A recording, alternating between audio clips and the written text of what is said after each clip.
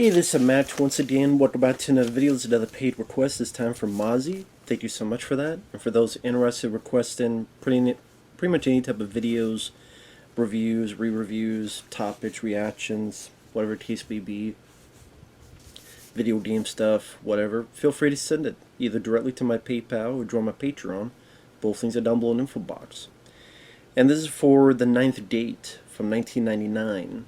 Now, this is a film that I remember when it was advertised back in the day. They made the mistake to try to make it seem like this exciting thriller, because when you watch the trailer, the second half you have that, I forget what piece of music it is, but it's like a music that was used in a lot of trailers. Ba da da, ba da da, da da da. It's like trying to show the few bits of action, and it's like, oh, here's something to try the collapse on Johnny Depp. Here's a really bad motorcycle shot. Here's Johnny almost getting hit by a car. Because this film was not that kind of movie at all. So the advertising I thought was really weird for it. Because the film itself, it's directed by Roman Polanski, who is a piece of trash human being who likes underage people. That's why he hid away out of America for years and years and years. He should have been in jail a long time ago, and then people are like, oh, I'm like, nah, I know people are like, well, why don't you separate the art from the artist? Yes, I'm sorry, that's hard for me. If you're better than me at that, then God bless you. Once a blue moon I can, if I learn how to talk. If I don't know what they did was true or not, or if it's rumors or whatever, but I'm sorry, I will never respect Roman Polanski. And plus, his films aren't really for me anyway. I'm not a Rosemary's Baby fan. I don't like Frantic with Harrison Ford. I think that's one of his weaker films. I hate him showing up as an actor in Rush Hour 3. I think he's a piece of trash human being. Take that for what you will. I'm sorry, I don't know why any actor would work for someone who literally did stuff with underage people and got away with it. Sorry. Judge me all you want for judging people with that, but it is what it is with me. So with that said, with this film, I can at least say that Johnny Depp doesn't do a bad job acting-wise. It's one of those few films where he's playing just a regular guy. Because a lot of times you think of Johnny Depp, he's playing a very kooky, quirky character, whether it be Ed Wood, or Jack Sparrow, or even Fear and Loathing in Las Vegas, Edward Scissorhands, like all these films. So it's one of those few that he was just playing a book collector. Or not even that, but just a guy whose job is to find these rare books for collectors. And Johnny Depp isn't bad in it. He's a book detective, I guess best way to put it.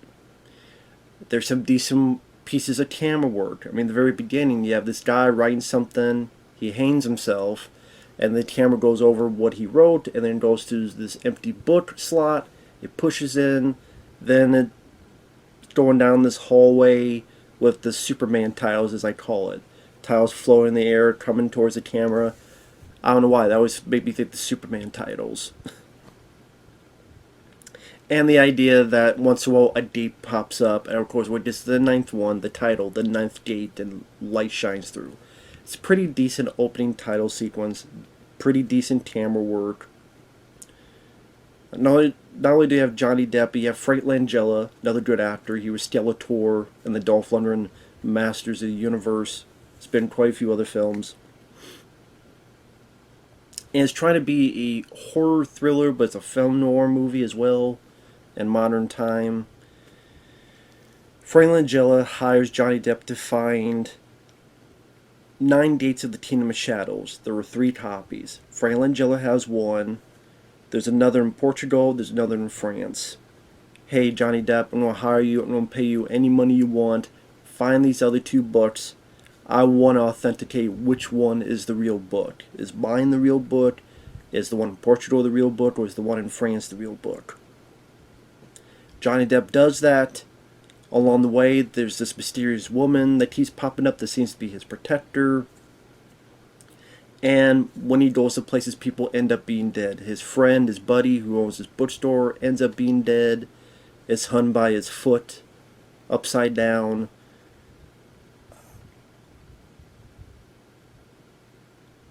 And that's pretty much it. He goes to find the second book, to authenticate it. He realizes that certain pages, there's little differences in the drawings. In one, the key's on the left hand, and one, the key's on the right hand. Each time there's a difference, there's two signatures on each page of illustration. One is the author, and one is LCF, Lucifer. I tried to find out that each book has 3 illustrations signed by Lucifer. 369, 9 equals the 9 gates of the Kingdom of Shadows. So you're trying to find out that actually all 3 books are real. It's just this incantation to summon the devil. You need all 3 books, and you need all the 9 pages that have Lucifer on it.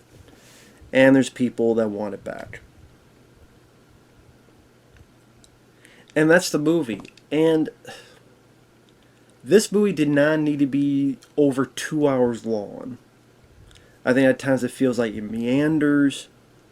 It's fairly slow paced. It's not really that it's not scary. I don't really see any sequences that was meant to be scary or creepy. It's not the most exciting film. Spoilers, a few things that happen is, again, he's walking by and there's a scaffold and it collapses and he's got to get out of the way. And you have some really dodgy CGI, because this is 1999. This is the era where CGI... Well, I mean, there's dodgy CGI today. Just go watch that Flash movie. Or just go watch clips of it. But, especially in this era, you get some pretty dodgy CG. At one point early on, there's a really bad driving shot where he's inside in a cab. And I'm like, why is this shot so bad? I'm like, oh, it's because the backdrop is meant to represent an American city. Roman Polanski could not film in the States because of the crimes he committed that he didn't get arrested for the longest fucking time. So that's why he was hiding off in Europe and shit. So it says he can't go to America or we're going to arrest his ass like he deserves. That's why certain shots have to be bad, because they have to do this screen projection to make it look like an American city with certain landmarks and signs. But if it looks like any regular city buildings, then it'll be a regular driving shot.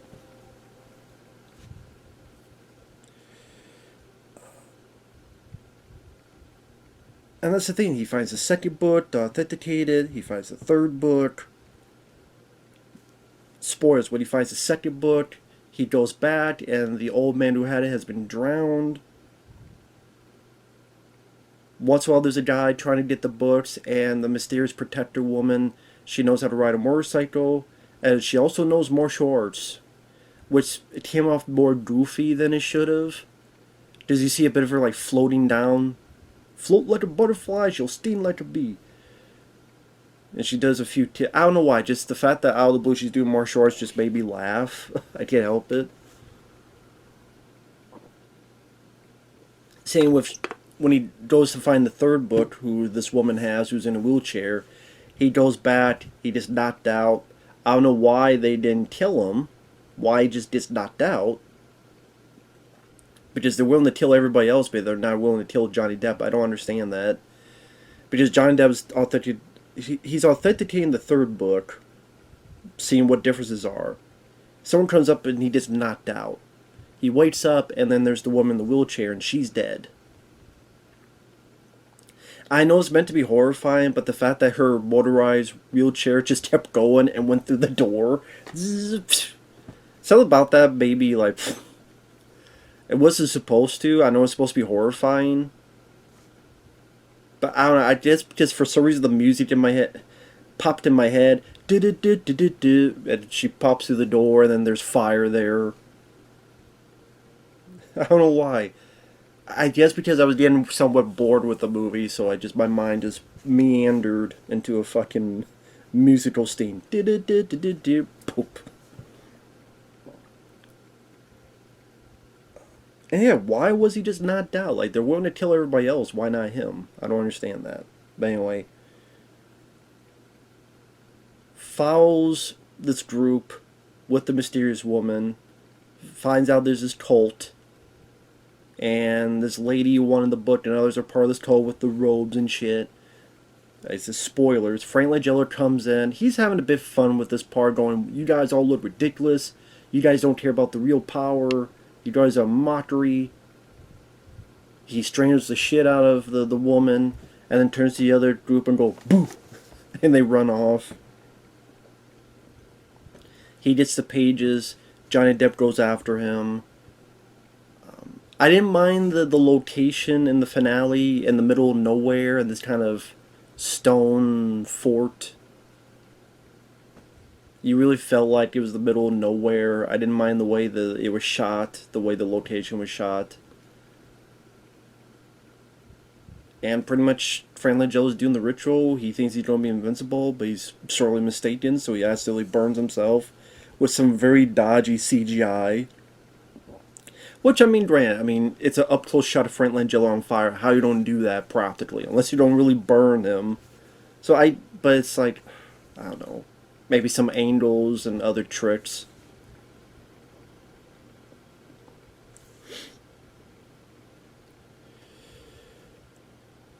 So then the woman meets up with him again. They have sex in front of the burning fort. She tells him, yeah, the one page he had was a fake. That's why it didn't work. Here's where you find the real page. I guess you get the idea that lady was with the devil. Because for some reason the devil wants Johnny Depp. And maybe the devil just has good taste. Or maybe the devil just hates Amber Heard. Like we all do. So it's like, he's rooting for Johnny Depp as well. You know you're bad when the devil himself hates you. Goddamn Amber Turd. Did you shit in the devil's bed? Is that why the devil's pissed off at you? But, of course, this is before all that. And the last shot is him, Johnny Depp, going towards that same place Frank Langella was at. But you see all this light and the gates open, and then you don't know what happens next. That's up to you. Does he summon the devil? If so, what does he ask for? Because I never really got that feel of, okay, he's obsessed, but is he obsessed because he wants the knowledge? Does he want power? Does he want money? I think with an over 2 hour running time, you could have delved... You don't really know much about Johnny Depp's character, really. You just know that he's on the trail, he's able to figure stuff out before other people, and you get an idea that he's being obsessed with this, like other people are, but you don't really know anything about his backstory, you don't know anything about his background, there's not really any development of the character, so that's why the ending kind of felt empty to me, and I'm just sitting there going, well now what? Again, is he going to be immortal? Is he going to be working for the devil? Is he going to find books for the devil? Is it going to handle with is the devil Al Pacino? Is it going to be like a weird quasi-sequel to Donnie Brasco? I don't know. And it's up to you to figure it out. So, I will say I didn't hate it as much as I did back in the day. Because, like, the investigation of Johnny Depp looking into these books, these 3 books, and, okay, some pages are written by Lucifer, or signed by him, I should say, is somewhat interesting, but I think it would be more interesting as an episode of an anthology show. Tales from the Crypt, or something of that nature, where it was like 45 minutes, 50, maybe an hour at most. Maybe like an hour-long, 50-minute episode. Because at the end of the day, you're still just go to the 3 books, a couple people die, blah blah blah, the end. There's not a whole lot happening to suffice an over 2 hour running time. And the few moments they try to extract some excitement come off a bit lousy. Again, the scaffold falling apart, dodgy CGI didn't help. The lady knowing a little bit martial arts just came off more goofy than anything.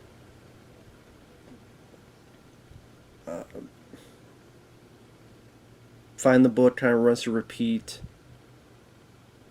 It just felt like it dragged, and the ending kind of feels a bit anticlimactic because Ortega the ninth date, but we don't know what happens next. And like I said, I never really got a sense of Johnny Depp's character to know, okay, I wonder what he's going to ask for. Is he just going to ask for more knowledge? It wasn't just the money, because Frank Langella even says, hey, I got a check for you at the end, and you don't care. Okay, he's obsessed with the book, but what about it? He's obsessed with what power he could get? Is he obsessed with what knowledge he could get to ask the devil questions? Is there someone that maybe he wants to bring back to life?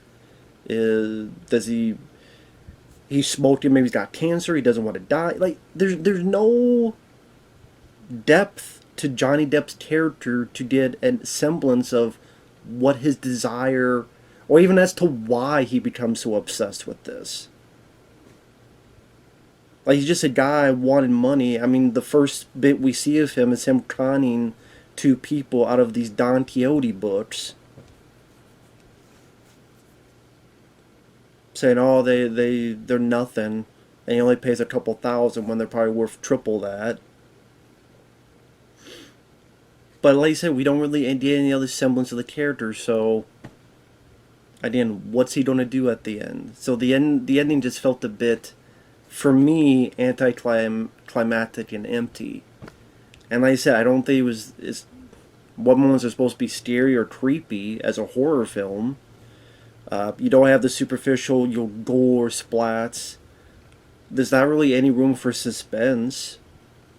There's not really any suspenseful sequences. It's just find book. Yeah, book 1, find book 2, find book 3. Here's this weird, mysterious lady. There you go, the end. Like I said, I appreciate some of the camera movements that Roman Polanski showcased. Johnny Depp wasn't too bad. Neither was Frank Langella. The idea of the 9 days of the Tina Michelle's book, and again the little clues you have to find with each one, I don't mind that idea of that mystery with a little bit of that film noir style. Instead of a cop detective, he's a book detective. You're smoking cigarettes as if you're under like Humphrey Bogart or something. But it's just, for me, there's not a lot of meat to the matter. Like I said, maybe if this was shortened to an episode of a show, so it goes at this much bigger pace or faster pace, or again a bit more depth to the main characters to get an idea of what he wants, his desires, his obsession, anything. But in a way, maybe that's why the devil wants him, because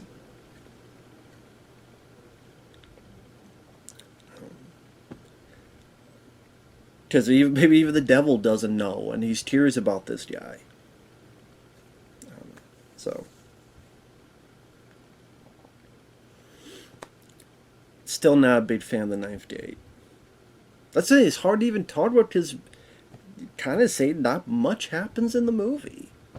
I think it's like 2 hours and 6 or 2 hours and 3 minutes. It's well over 2 hours long, so don't think it need to be that long. So, then some interesting locations and shots and stuff. Okay, like another great shot was Johnny Depp in a diner, and he sees someone watching him. The lights flicker, and without cutting, the guy kind of disappears, and we just see Johnny Depp's reflection in the glass. So we see the guy across the street through the glass when he's in the diner. Lights flicker, the guy disappears, but we just see Johnny Depp's face, and the camera doesn't cut. That's a decent looking shot. for me, not enough to overcome the almost paper thin plot, lack of development, and lack of thrills and scares, at least to me. So, with that said, thanks for watching, and we'll see you guys later. Bye-bye.